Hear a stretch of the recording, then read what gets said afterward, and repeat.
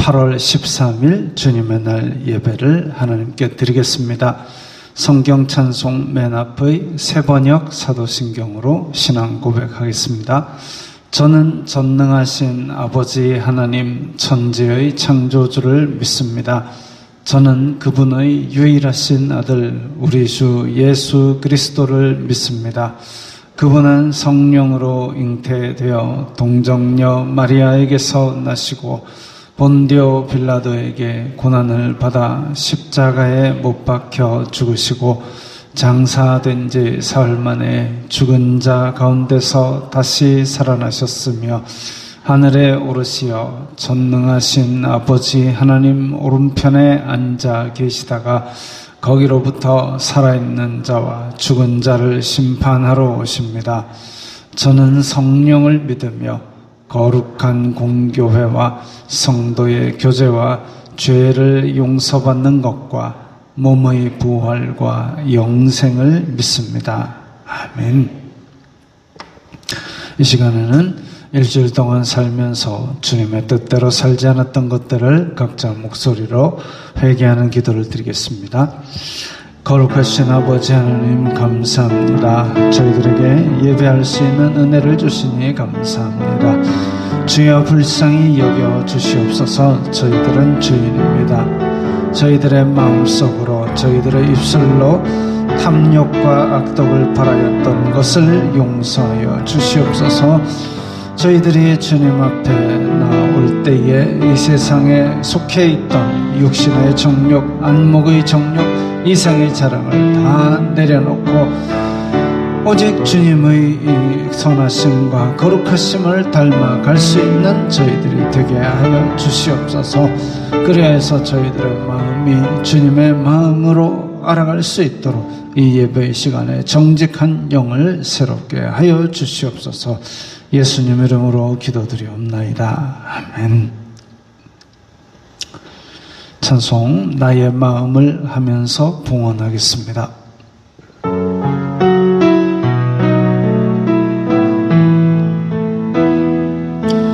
나의 마음을 정금과 같이 정결케 하소서. 나의 마음을 정금과 같이 하소서.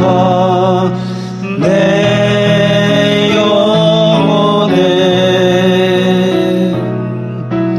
한 소망이 있으니 주님과 같이 거룩하게 하소서. 나의 삶을 드리니 거룩하게 하소서. 주님 나를 받으소서.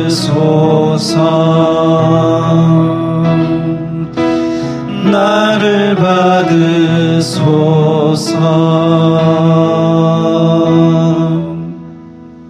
아멘.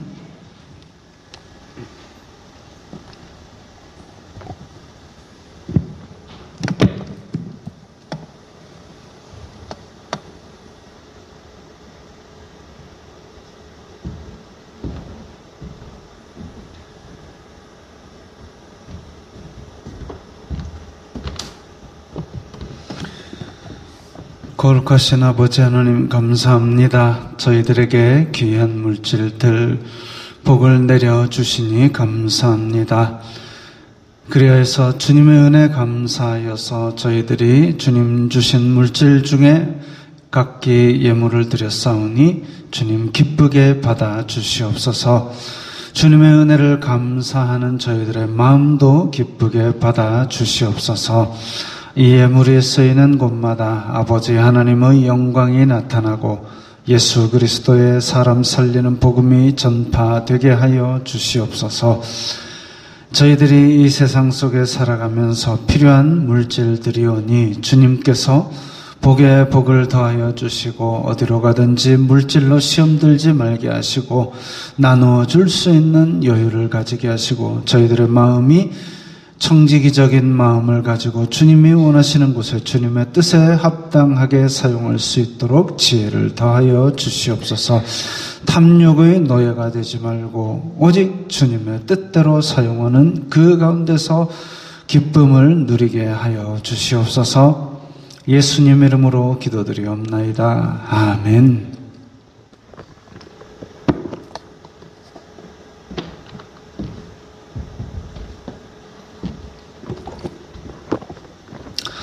웨스트민스터 신앙고백서 제19번 하나님의 율법 함께 읽겠습니다. 위의 도덕적 율법 외에도 하나님은 아직 미숙한 교회였던 이스라엘 백성에게 의식적인 율법을 주시기 원하셨다. 그것은 여러 가지 모형적인 규례들인데 두어 가지로 분류할 수 있다. 첫째, 예배에 관한 것. 이것들은 그리스도와 그의 베푸실 은혜와 그의 행동과 그의 고난과 공로에 대하여 예표하는 모형들이다. 둘째, 교훈에 관한 것. 여기서는 도덕적 책임을 말해주기도 한다. 모든 의식적 율법들은 신약시대에는 폐지되었다. 자, 구약시대에 이스라엘 자손들에게 절기와 제사에 관한 복잡한 법들을 많이 주셨습니다. 그것들은 모형이죠. 왜냐하면 그 시대는 그 시대에 걸맞는 하나님을 섬기는 방법을 주셨는데, 근데 아직 예수 그리스도께서 오지 않으셨기 때문에 그 완전한 제사와 완전한 속죄에 대한 언약을 모형적으로 알 수 있게 만드는 법이었습니다. 그래서 한 장 앞으로 넘겨보세요. 그래서 예배에 관한 규정, 제사법을 얘기합니다. 양을 잡고 소를 잡고 피를 흘리고 이런 것들인데, 이것은 예수 그리스도께서 우리를 위하여 피를 흘려서 완전히 속죄, 죄를 용서해 주실 것을 예표하고 있는 것이고, 또 둘째로는 넘겨보세요. 교훈에 관한 것, 도덕적 책임입니다. 그래서 구약시대에 아주 다양한 율법들이 있는데 그 율법들 또한 고대 이스라엘 사회에서 적용할 만한 그런 법입니다.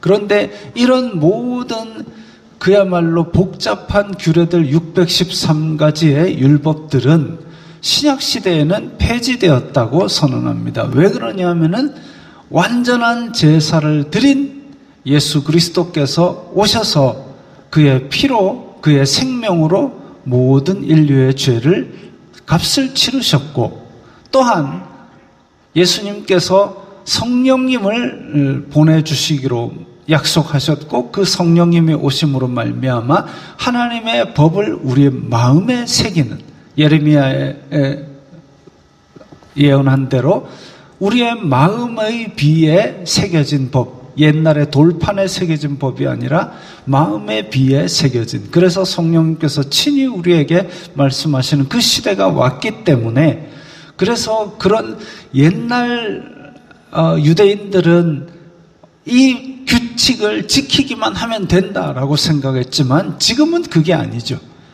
단지 어떤 형식적인 규정만 지키면 된다는 것이 아니라 우리 마음속에 있는 동기부터 우리의 행동의 열매까지도 다 하나님 앞에서 이제 예수 그리스도의 기준에 의해서 거룩한 백성이 되어야 하는 그런 시대가 온 것입니다. 그래서 구약에 있는 여러 가지 모형들은 폐지되었다. 그게 없었으니까 그거 마음대로 행해라 이 얘기가 아니라, 그런 규정들이 폐지되었고 대신에 완전한 법인 실체인 예수 그리스도와 생명의 성령의 법이 우리 가운데 있기 때문에 여전히 하나님의 도덕의 기준은 구약의 율법 이상으로 우리에게 요구를 하고 계십니다. 그러나 그것들이 이제 우리 마음속에 계신 성령님의 인도하심에 따라야 된다는 그 방법으로 바뀐 것이죠. 그래서 우리는 절기 1년에 3번 이스라엘 가서 양 잡고 소 잡고 피 흘리고 안 해도 되는 것입니다. 그래서 우리는 율법 대신에 이제 생명의 성령의 법, 완전한 예수 그리스도의 교훈을 마음에 새기고 살게 되었습니다. 찬송하겠습니다. 날마다 숨쉬는 순간마다.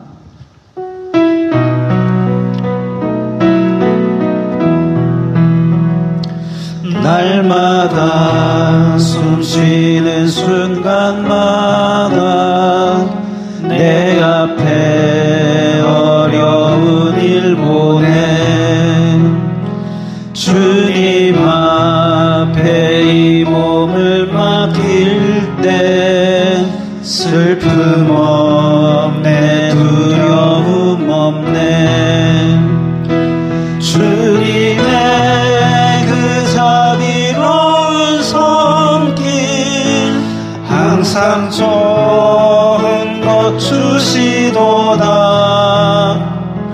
사랑스레 아픔과 기쁨을 수고와 평화와 안식을 날마다 주님 내 곁에 계셔 자비로 날 감싸주시네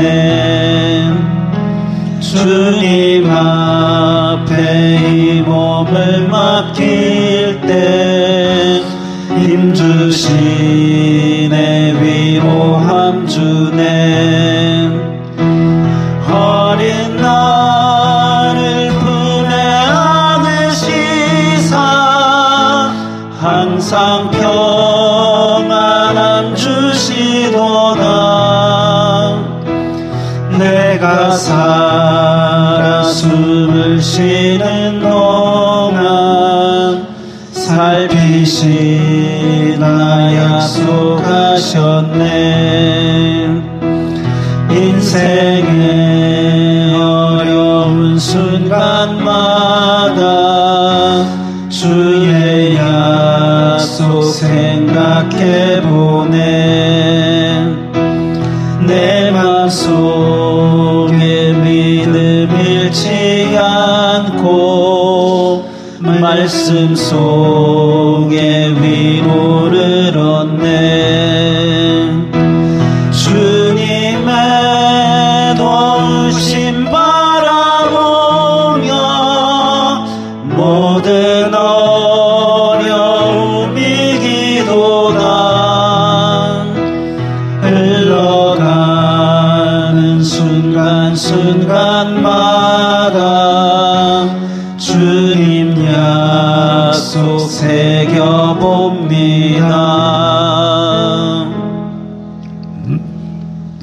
찬송가 420장입니다.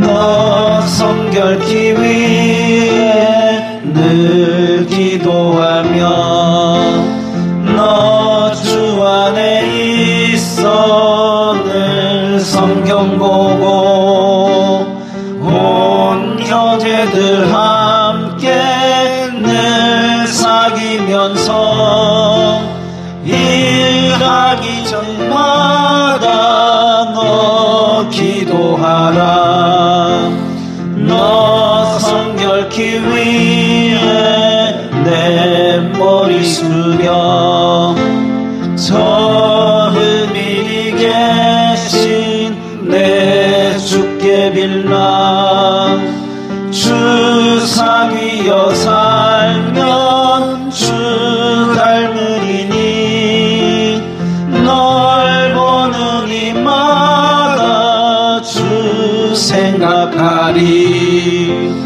너 성결케 위해 주 따라가고 일 다급하여도 당황 참지 말고 참 즐거울 때나 또 슬플 때나 너 주님만 믿고 늘 따라가라.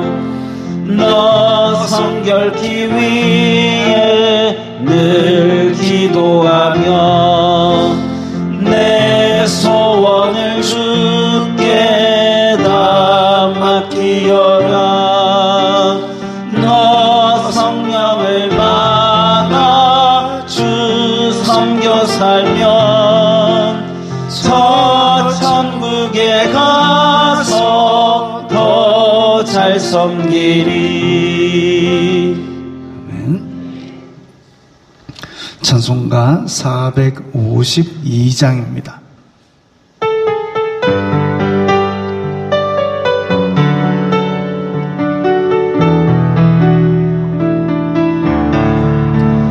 내 모든 소원 기도의 제목 예수님 닮기 원합니다. 예수님 형상 나 입기 위해 세상의 보화 아끼지 않네. 예수님 닮기 내가 원하네. 날 구원하신 예수님을 내 마음속에 지금보다 주님의 영상 일치소서. 무한한 사랑 풍성한 긍휼 슬픈 자 위로하시는 주. 길 잃은 죄인 부르는 예수 그 영상 함께 하옵소서. 예수님 닮기 내가 원하네. 날 구원하신 예수님을 내 마음속에 지금보다 주님의 영상 일치소서. 겸손한 예수 거룩한 주님 원수의 멸시 참으시사 우리를 위해 고난을 받은 구주를 닮게 하옵소서. 예수님 닮기 내가 원하네. 날 구원하신 예수님을 내 마음속에 지금보다 주님의 형상 일치소서. 아멘.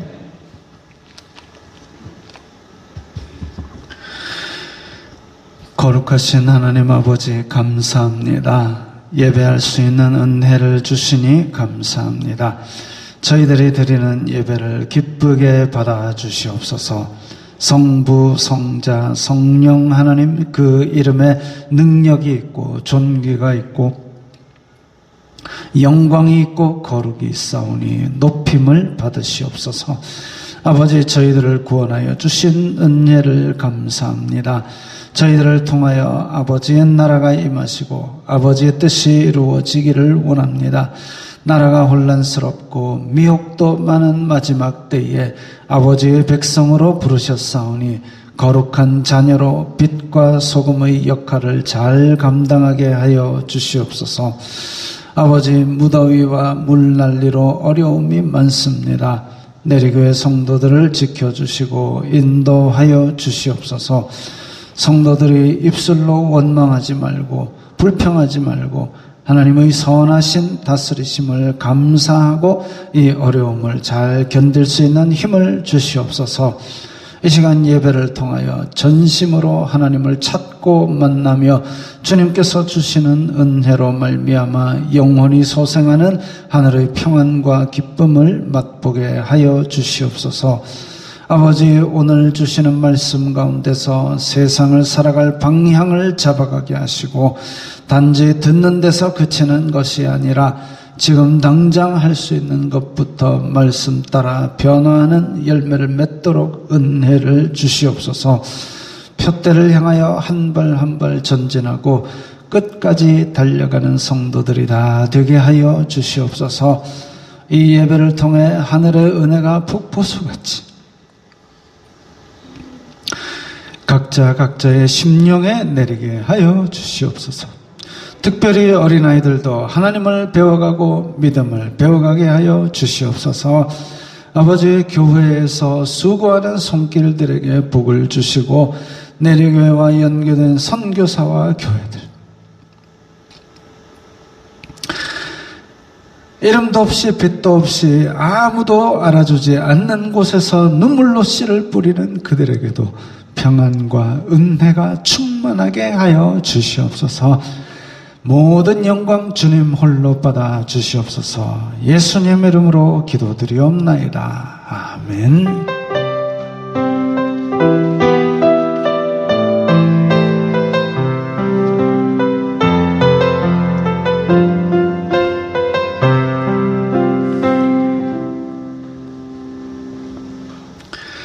오늘 말씀은 신약성경 203면 사도행전 10장 1절부터 8절까지의 말씀입니다. 사도행전 10장 1절부터 8절까지의 말씀 함께 읽겠습니다. 가이사랴에 고넬료라 하는 사람이 있으니 이달리아 부대라 하는 군대의 백부장이라. 그가 경건하여 온 집안과 더불어 하나님을 경외하며 백성을 많이 구제하고 하나님께 항상 기도하더니 하루는 제9시쯤 되어 환상 중에 밝히 봄에 하나님의 사자가 들어와 이르되 고넬료야 하니 고넬료가 주목하여 보고 두려워 이르되 주여 무슨 일이니까? 천사가 이르되 내 기도와 구제가 하나님 앞에 상달되어 기억하신 바가 되었으니 내가 지금 사람들을 욥바에 보내어 베드로라 하는 시몬을 청하라. 그는 무도장이 시몬의 집에 유숙하니 그 집은 해변에 있다 하더라. 마침 말하던 천사가 떠나매 고넬료가 집안 하인 둘과 부하 가운데 경건한 사람 하나를 불러 이 일을 다 이루고 욥바로 보내니라. 아멘. 사도행전 당시 이스라엘은 여전히 로마의 식민지였습니다. 이스라엘에 가면 예루살렘이 지금은 온전히 이스라엘 땅이 아니랍니다.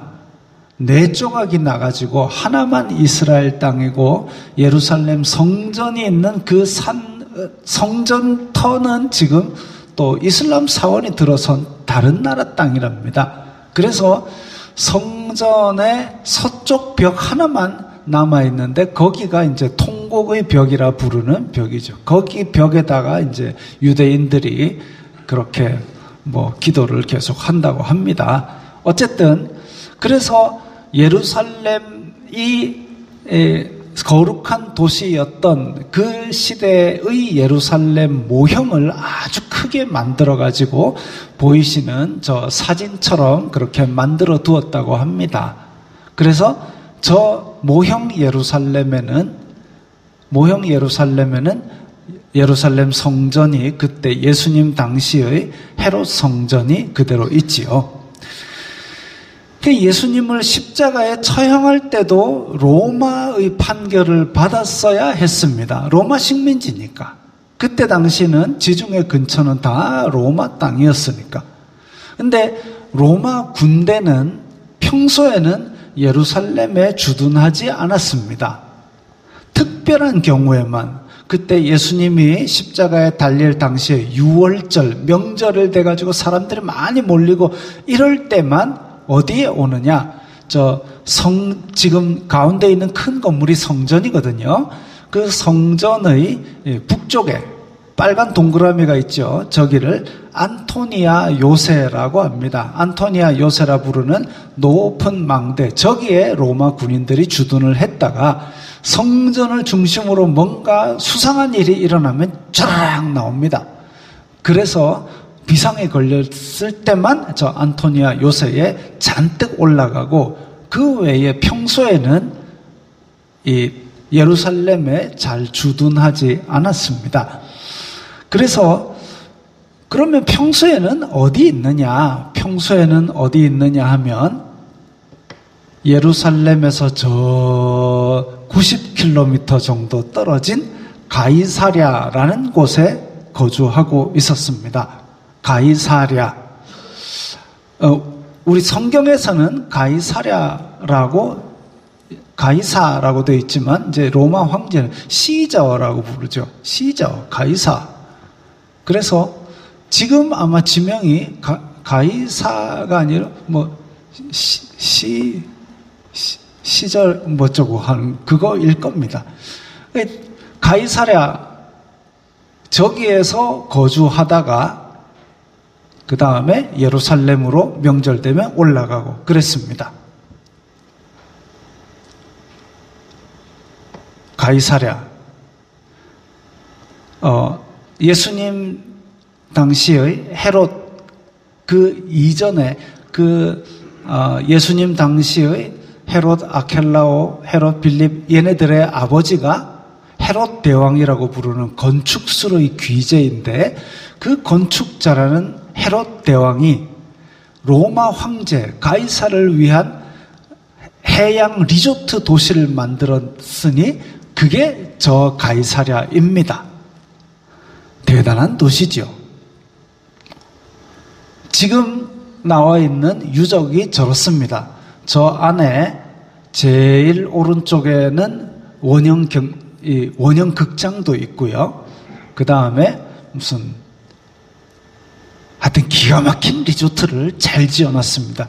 지금도 가면 저쪽에 헤롯 궁전하고 로마식 그 상수도관하고 이런 유적들이 있어서 사람들을 놀라게 한다고 합니다. 또 한 칸 극장이 여기에 가운데쯤에 있는 길쭉한 저 터가 바로 이렇게 되어 있는데, 여기가 무슨 경기장도 있고 뭐 그랬던 거라고 합니다. 그 다음에 원형 극장. 저 시대에 저 정도 규모의 콘서트 극장이 있었다니까요. 대단한 거죠. 저 시대가 2000년 전입니다. 우리나라는 뭐 하고 있었나 하면 청동기 들고 막 돌싸움하고 있던 그 시절입니다. 낭랑, 동해 쌓고 이럴 시절에 저 때는 저런 리조트를 지었다니까요. 대단한 거죠. 거기에 이제 평소에는 그 해변에 있는 가이사랴에서 주둔하고 있었습니다. 황제와 귀족을 위한 리조트가 있었고, 총독 관자가 있었고, 로마군의 진영이 있었고, 그게 가이사랴입니다. 고넬료는 오늘 본문에 보니까 이탈리아 부대의 백부장이라 그랬습니다. 로마는 굉장히 넓기 때문에 이탈리아 사람들만 가지고 그렇게 군대를 운영하지는 않았을 겁니다. 각국에서 로마에 충성 잘하는 사람들 군인으로 뽑아서 또 저쪽 싸울 때는 저쪽 쓰고, 저쪽에서 군인을 뽑아가지고 이쪽 싸울 때 또 갖다 쓰고, 이렇게 해야만 유지가 되죠. 엄청난 큰 대제국이니까요. 그런데 이탈리아 부대, 이탈리아 사람들로만 이루어진 부대가 있다. 좋은 정예 부대이겠지요. 정예 부대인데 그 지역의 백부장은 100명급 되는 부대의 대장이니까 우리로 치면 중대장급 됩니다. 그러니까 최고 지휘자 사령관이나 천부장 정도가 아니라 백부장은 중대장 정도 되는 장교입니다. 이탈리아 대라는 이 부대라는 단어가 원래 한 이제 600에서 800명 정도 되는 부대를 지칭하는 단어라고 합니다. 우리도 왜 그런 말 있잖아요. 사단이 있고 뭐 여단이 있고 대대가 있고 이런 단어가 있는데 이탈리아 부대, 이 부대라는 단어가 한 600에서 800명 정도 되는 부대, 그 중의 백부장이니까 이제 중대장, 그 중에 한 파트를 담당한 장교이지요. 근데 고넬료에 대한 설명이 경건하여 온 집과 더불어 하나님을 경외했다 이랬습니다.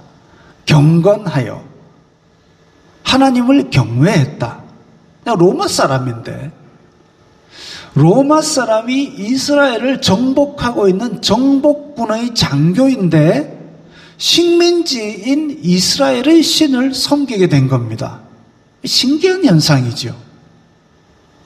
정복을 했으면 야, 로마 신이 너희들의 신보다 더 강하다라고 생각 안 하겠습니까? 로마는 안 그래도 그리스 로마 신화 아시지 않습니까? 온갖 신들이 막 드글드글한데 그 신들 놔두고 내가 정복하고 있는 이 나라의 신을 자기 신으로 섬긴다? 그것도 열심히 섬긴다? 신기한 현상이죠. 마치 미국에서 과거에 노예 생활하던 흑인들이 채찍으로 자기를 때리고 일을 혹독하게 시키던 그 백인들의 하나님을 내 하나님으로 섬긴 것만큼 신기한 현상입니다. 한번 입장을 바꿔놓고 생각해 보십시오. 내가 목화밭에서 하루 종일 떼학볕 밑에서 일을 하는데 밥도 제대로 안 주고 맨날 채찍으로 때리고 도망치려고 그러면 잔혹하게 죽이기까지 하는 그런 백인들이 주일 되면 교회 가재요. 그래갖고 어디 한쪽 구석에 몰아넣어 놨습니다. 거기서 백인들이 믿는 하나님을 내 하나님으로 섬기고 싶겠습니까? 거기 보면 이웃을 사랑하라, 약자를 도와주라 했는데 나는 약자인데 맨날 두드려 맞는데 저 백인들 저것들 희한하네. 근데 그 하나님을 내 하나님으로 섬기고 싶겠습니까? 근데 섬기는 것처럼 신기한 현상이 일어나죠. 복음에는 생명이 있어서 그런 것 같습니다. 그처럼 고넬료도 식민지에 있는 하나님을 그렇게 섬기게, 온 집안과 더불어 하나님을 섬기게 되었는데, 다만 고넬료는 할례는 아직 안 받은 것 같습니다. 11장에 보면 고넬료에 대해서 할례 받지 않은 이방인이라고 불렀습니다. 그 유대인들의 회당에 가면 유대인들의 회당의 형식이 있습니다. 전 세계적으로 똑같아요. 직사각형으로 길쭉하게 생겼습니다. 앞쪽에 강단이 있고 그 다음에 가운데는 유대인들, 할례받은 유대인들이 앉아서 예배를 할 수 있고 그 다음에 벽으로 쭉 둘러가면서는 할례받지 않은 이방인들 중에서 하나님을 섬길 사람들은 이렇게 가에 앉습니다.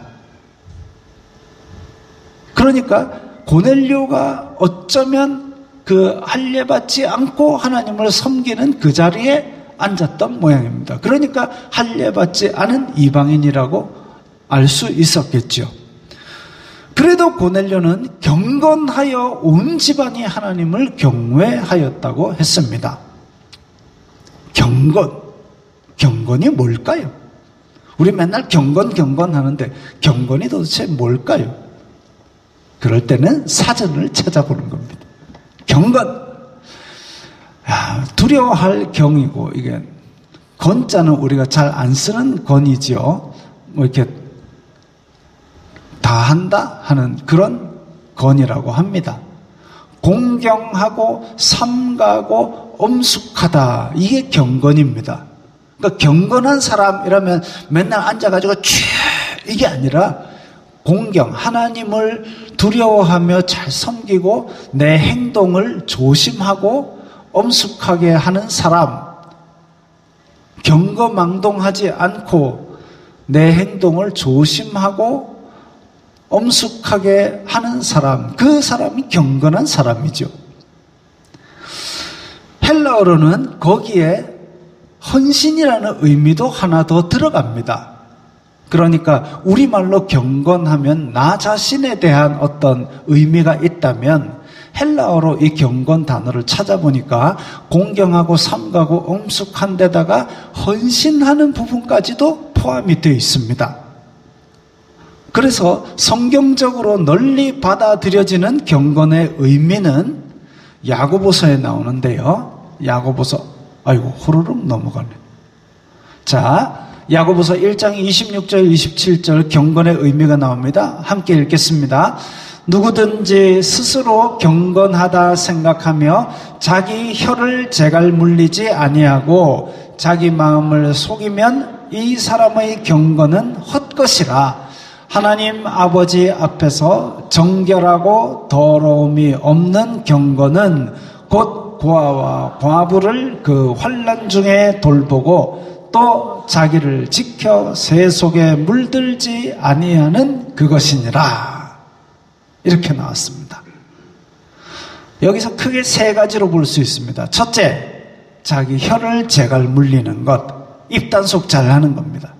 둘째, 고아와 과부라고 했는데 의지할 곳 없는 힘든 자를 그 환난 중에 돌보는 것, 어려움에 처한 자를 돌아보는 것, 이 헌신에 대한 의미죠. 셋째, 자신을 지켜 새 속에 물들지 아니하는 것. 이 세 가지가 크게 경건의 의미입니다. 한 번은 제가 다리에 장애가 있는 아가씨가 자기 교회에서 겪은 일을 이야기하는데, 자기가 지금 다리에 장애가 있어가지고 그렇게 교회를 갔는데 좀 나이 든 분이 다가오더니, 아이고 얼굴은 예쁜데 다리가 좀 안 이쁘네, 이래서 웃잖아. 좋은데 시집도 못 가고 내 하나님께 기도해 줄게. 다시 할까요? 얼굴은 참 예쁜데 다리가 이래 안 이뻐서 웃잖아. 좋은데 시집도 못 가고 내 하나님께 기도해 줄게. 이게 칭찬입니까? 저주입니까? 악담입니까? 뭡니까 이게? 이게 자기 혀를 제갈 물리지 않은 겁니다. 성경은 이 사람의 경건은 헛것이라 그랬습니다. 제 이 얘기를 듣고 나서 혈압이 이렇게 저혈압이 치료가 됐습니다.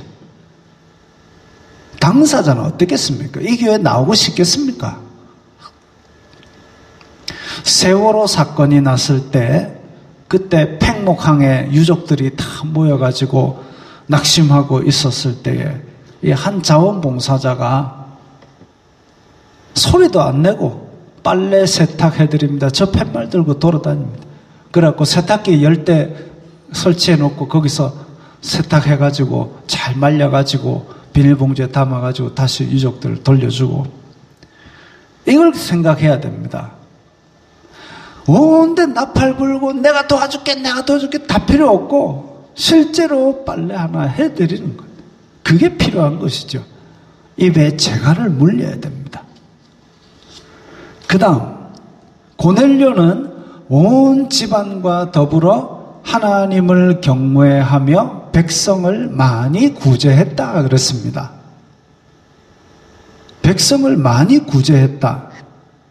점령군의 장교이지만, 로마 장교이지만 사령관도 아니고 천부장도 아니고 백부장, 그냥 중대장이 뭐 그리 넉넉한 부자겠습니까? 2000년 전의 경제 규모를 한번 상상을 해보십시오. 2000년 전입니다.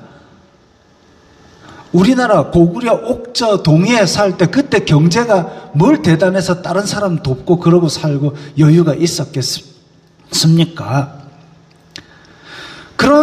그런데도 불구하고 하나님을 경외하다 보니 지혜를 주셔서 힘 닿는 데까지 어려움에 처한 사람을 도운 겁니다.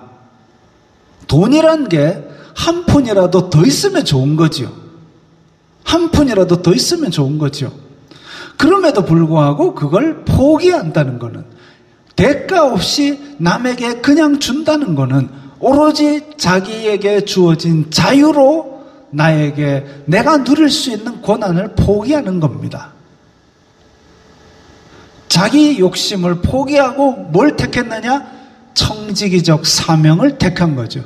하나님께서 이 재물을 나에게 나의 향락을 위해서 쓰라고 주신 것이 아니다. 그럼 어떻게 해야 될까?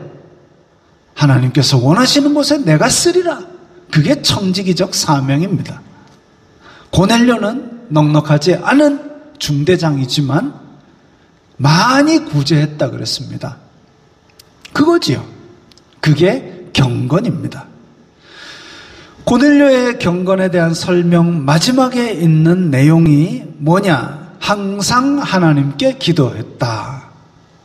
우리 항상 기도하는 얘기 나오면 성경 말씀이 있지요. 항상 기뻐하라. 범사에 감사하라. 또 하나가 쉬지 말고 기도하라. 그 얘기를 딱 듣고 나서 야 그럼 하루 종일 눈 감고 중얼중얼 기도 이러고 다녀야 되나? 라고 얘기했다가 아버지한테 혼난 적이 있습니다. 그러면 항상 기도했다. 쉬지 말고 기도했다. 이게 무슨 의미가? 어떤 의미일까요? 그것도 이방인이 로마 사람이잖아요. 점령군 장교가 여차하면 유대인들에게 칼과 창을 겨누어야 될 장교가 말도 많고 탈도 많은 이스라엘 사람들 진짜 말 안 듣거든요.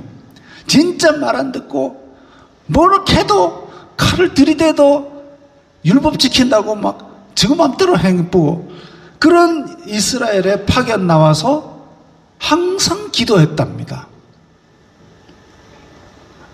뭔가이지. 항상 기도했다.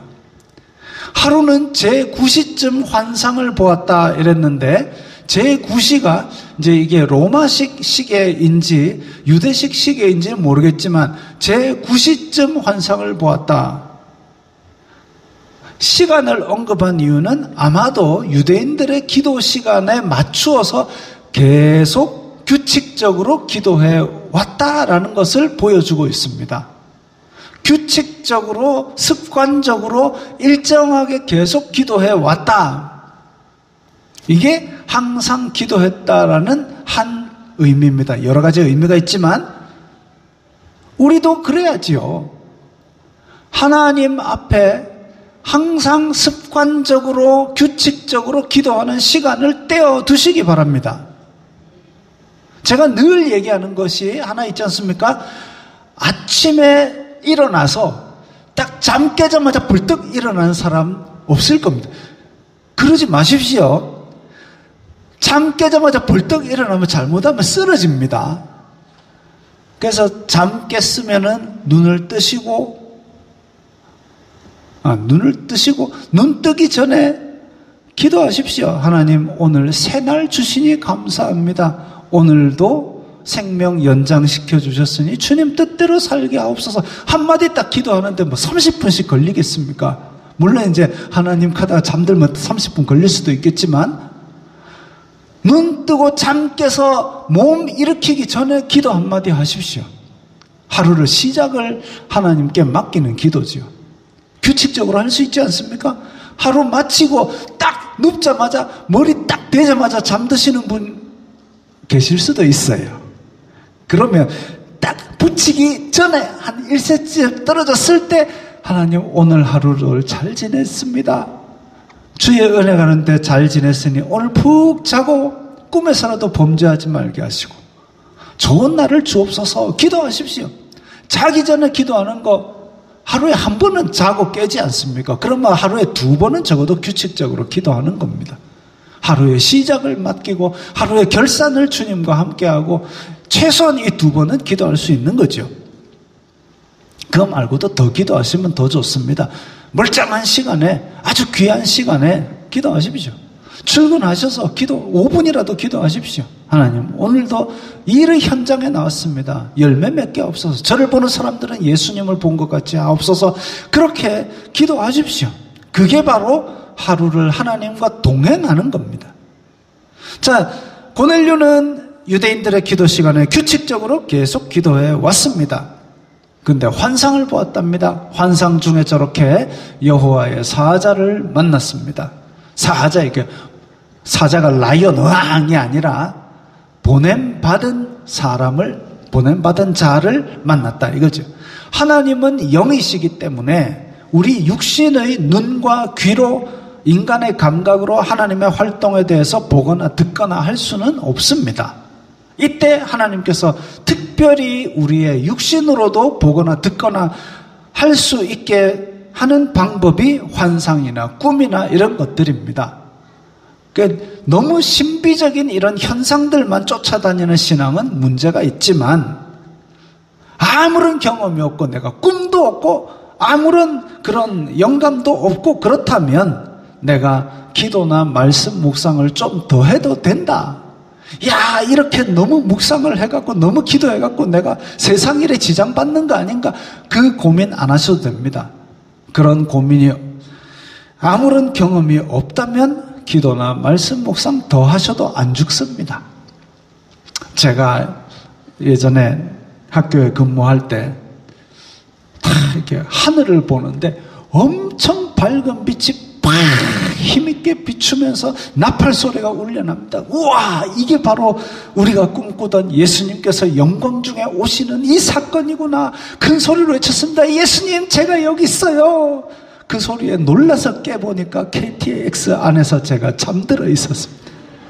서울에서 세미나 마치고 이제 발표하느라 좀 긴장했는데 그게 딱 긴장이 풀리니까 푹 자고 있다가 꿈을 꿔도 그걸 꾼데 소리치면서 깼는데 열차 안에 많은 사람들이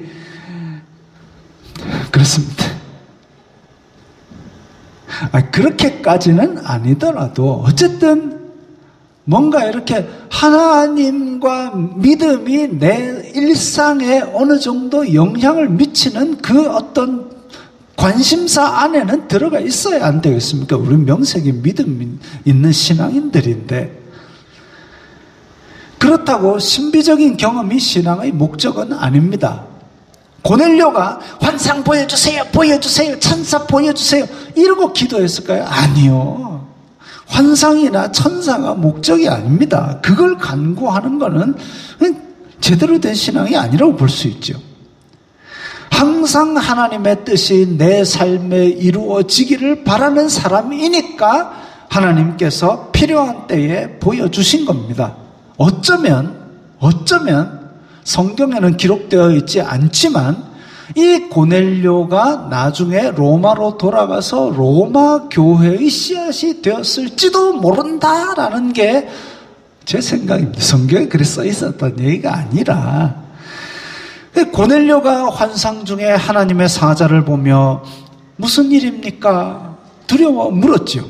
그러니까 천사가 답합니다. 내 기도와 구제가 하나님 앞에 상달되어 기억하신 바가 되었으니 내가 지금 요빠에 사람을 보내서 베드로 불러와라. 제가 지난번에 한번 말씀드렸죠. 기도의 응답은 해당되는 당사자 양쪽에 동시에 다 주신다. 오늘 고넬료에게 이렇게 말씀하셔놓고 베드로에게는 아무 얘기도 안 하시면은 베드로가 황당하죠. 당황스럽죠. 그래서 다음 주에는 베드로가 또 어떤 응답을 받았는가도 볼 겁니다. 어쨌든 그래서 베드로라 하는 시몬을 청하라 라고 말씀하셨습니다. 이런 환상이 우리의 일상 중에는 잘 없습니다. 아주 특별한 경우니까 성경에 기록이 되어 있겠죠. 우리가 기도할 때에는 영화에서처럼 빛이 확 비치거나 배경음악이 막 나오거나 이런 사건이 없습니다. 그러나 진실한 기도는 하나님 앞에 올라가서 기억하신 바 된다라고 오늘 이 하나님의 사자는 이야기했죠. 고넬료가 기도할 때 빛이 막 비쳤겠습니까? 천사 3마리가 위에서 빠딱빠딱 돌아갔겠습니까? 그런 거 없습니다. 그냥 자기의 일상 가운데서 계속 경건을 유지했더니 하나님께서 그 기도를 이때까지 다 들으셨다라고 선언하는 거죠. 기도하십시오. 하나님은 영이시고 우리는 육체이기 때문에 보고 들을 수는 없지만 분명히 하나님께서는 그것을 듣고 기억하고 일하십니다. 우리가 기도할 때에, 우리가 또 구제할 때에, 다른 사람을 도울 때에 드라마에서처럼 그 사람이 막 성공해서 자동차에서 사장이 돼갖고 찾아와가지고 은혜를 갚겠다고 찾아오고, 혹은 내가 노숙자처럼 보이는 사람한테 탁 도왔더니 알고 보니까 호텔 체인의 회장인데 상속자가 없어서 네가 참 착하구나, 그런 일은 거의 안 일어난다고 보시면 됩니다. 그러나 하나님의 마음으로 하는 구제는 하나님 앞에 상달되어 기억하신 바 됩니다. 어떤 사람은 하나님께서 100배 1000배 갚아주신다, 그래서 구제한다. 하나님께서 기뻐하시는 일이니까 복을 주시기는 할 겁니다. 그러나 코인 투자하듯이 하나님 100배로 떡상시켜 주옵소서, 이건 하나님께서 기쁘시게 받으시지는 않을 겁니다. 물론 그렇게 해서라도 도움을 주는 거는 그 도움 받는 사람들에게는 좋은 일이겠죠. 야, 어린이날 됐다고, 크리스마스 됐다고 어디 고아원 찾아가고 양로원 찾아가고 그런 위선, 지는 그걸 한 번이라도 해봤나 모르겠습니다. 어린이날만이라도 거기 가서 뭔가 이렇게 하면 그 받는 쪽에서는 그거라도 좋은 일이니까 해야죠. 해야 됩니다.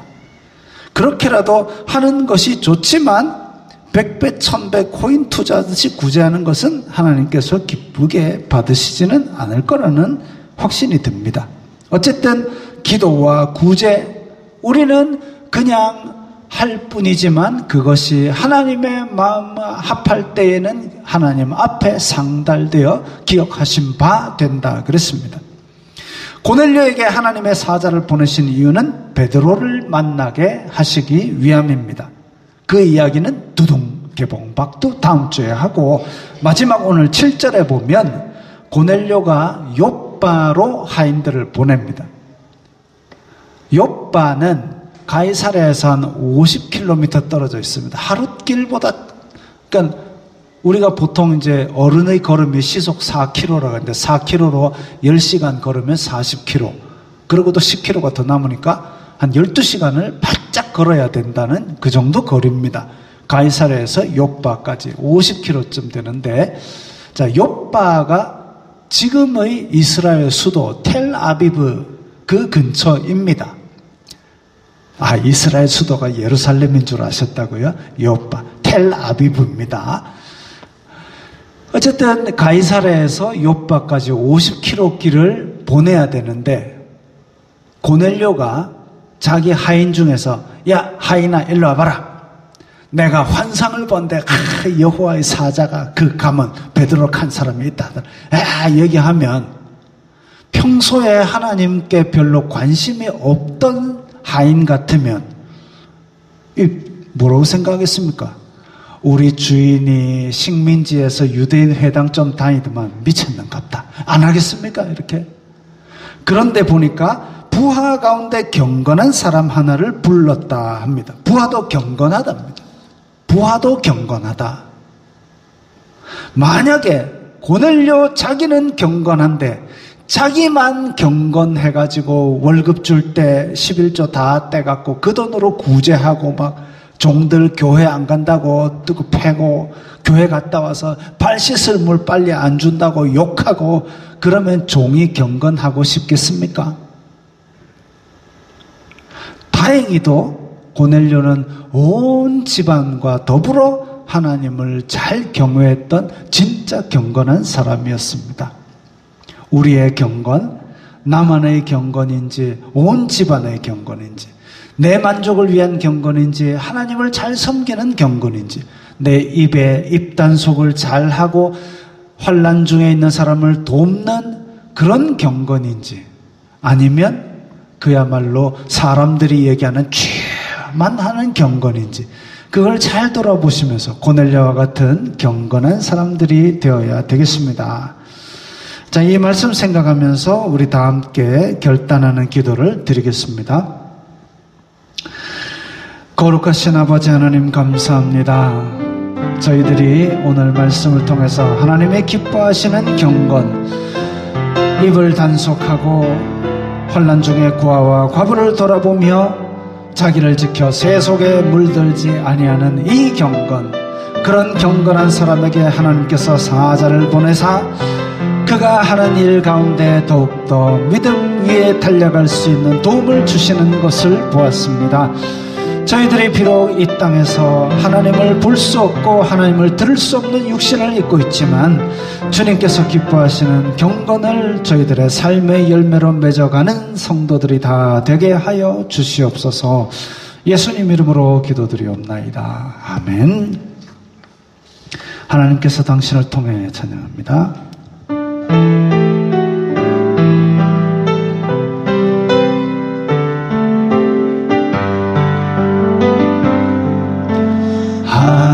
하나님께서 당신을 통해 메마른 땅에 샘물 나게 하시기를, 가난한 영혼, 목마른 영혼, 당신을 통해 주 사랑을 기원하네.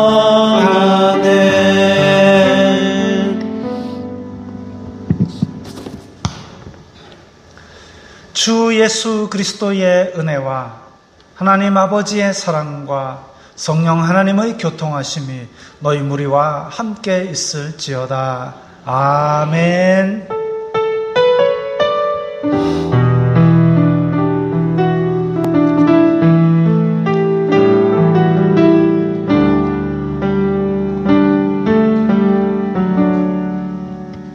건강하시고 평안하시기 바랍니다.